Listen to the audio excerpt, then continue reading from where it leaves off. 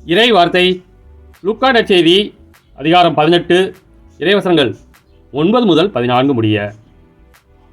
தாங்கள் நேர்மையானவர் என்று நம்பி மற்றவர்களை இகழ்ந்து ஒதுக்கும் சிலரை பார்த்து இயேசு இந்த உவமையை சொன்னார். இருவர் இறைவனிடம் வேண்ட கோயிலுக்கு சென்றனர். ஒருவர் பரிசேயர், மற்றவர் வரி தண்டுபவர்.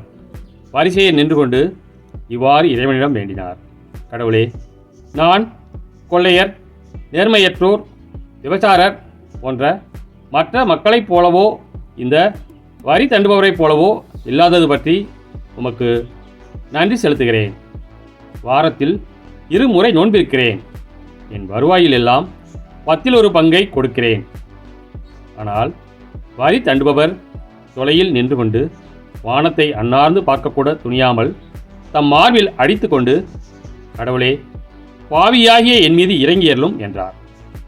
இயேசு பரிசேயர் அல்ல, வரி தண்டுபவரே கடவுளுக்கு ஏற்புடையவராகி வீடு திரும்பினார்.